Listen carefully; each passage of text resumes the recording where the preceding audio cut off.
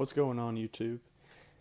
Got a knife review for you today on what some people consider to believe the holy grail of pocket knives, and they may be right.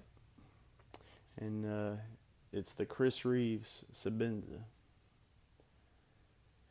and this is the small sebenza 21.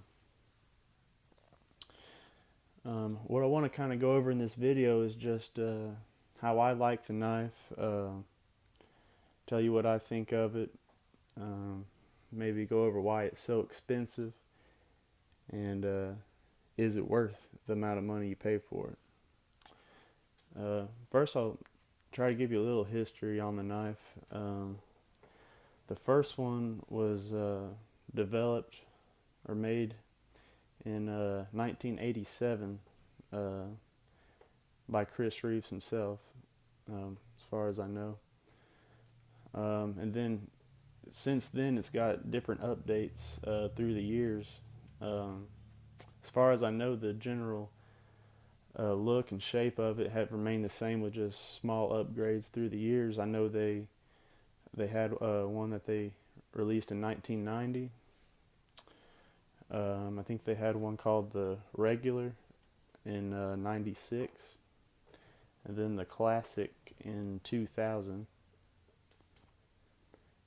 and then in 2008 it was the 21 year anniversary of the sebenza, and I know they made some changes to it then, and that's why it's called the sebenza 21 now. And like I said, this is the small sebenza 21, and it does come in a larger model. And they come, you can get it for a left-handed person or for a right-handed person. And if I'm saying this correctly, I want to say that Chris Reeves, he invented this, the lock on this knife, which we call a frame lock. And so yeah, I think he was the first one ever to, this is the first knife to ever have a frame lock on it. I know he was, said he was born and raised in South Africa, and the native language there was Zulu, if I'm saying that right. And in the Zulu language, the word sebenza means work. So he had that in mind when he was making this. He wanted to be a very strong, capable knife. Guess first we'll go over some specs on it. The blade steel is S35VN, which is a very nice steel. They say it's kind of an upgraded version of S30V, and I believe this is 59 to 60 on the Rockwell scale.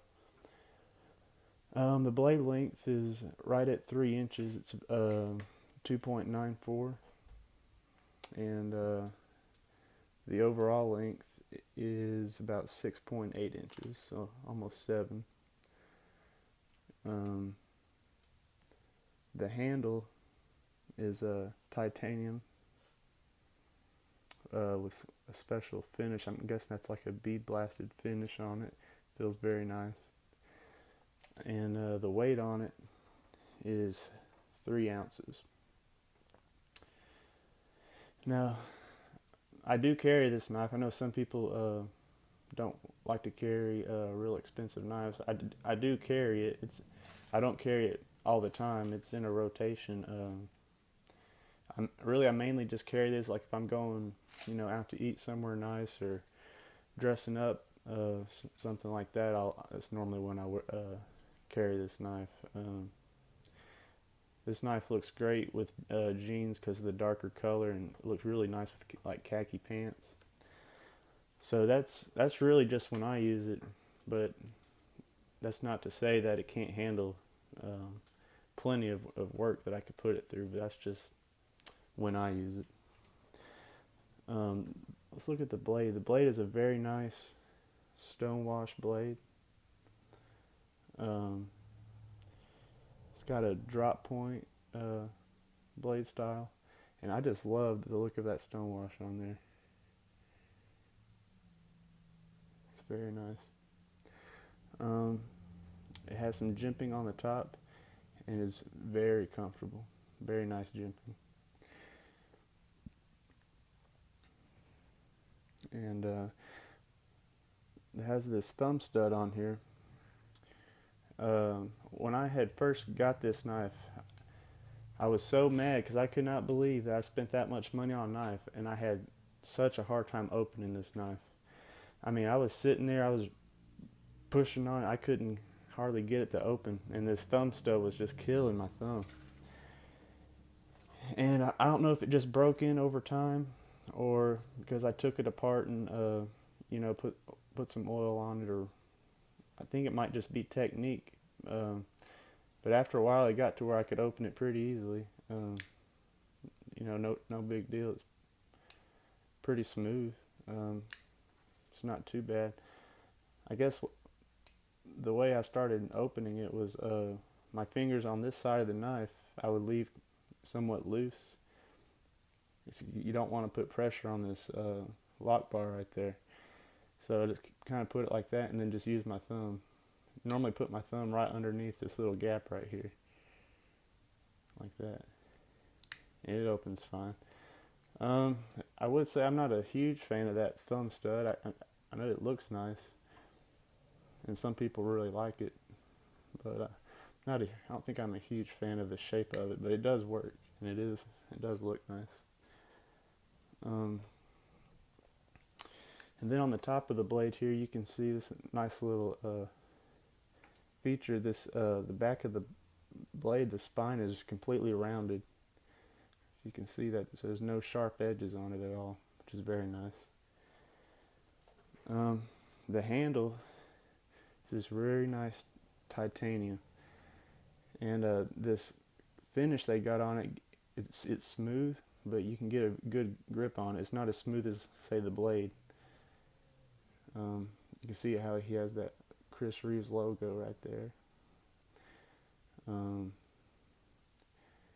I think on here it says Idaho made right there. You can see that.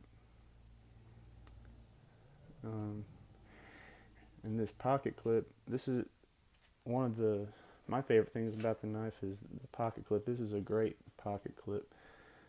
I'm not sure what makes it so nice, but the way it looks when it's in your jeans, the way it's shaped, it's really secure, and I just like the way it was made. It's really nice. It's got this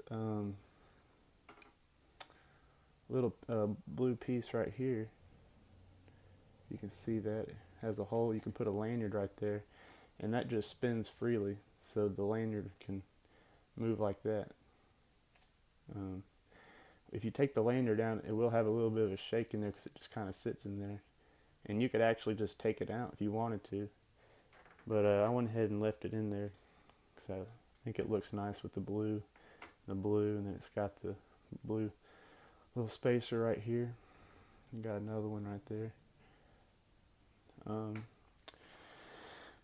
One of the good things about this knife is the pivot on here. If I understand right, you can loosen it all the way or tighten it down all the way, and the knife's still going to open the same way. Some kind of pivot or bushing system that he uses, so you can adjust the knife how you need to and not have to worry about over tightening it where the blade won't want to open. So overall, I really like this knife, and I think it's the fit and finish on it is very nice. So I guess we'll go to why do I think it's so expensive? Well, probably several things. One, like I just said, the fit and finish is so nice on this knife. You got all the rounded edges, the rounded spine, the nice jimping, little cutout here to get your thumb to close the lock. How it feels so nice in the hand for such a small knife. And then another thing would probably be the materials used.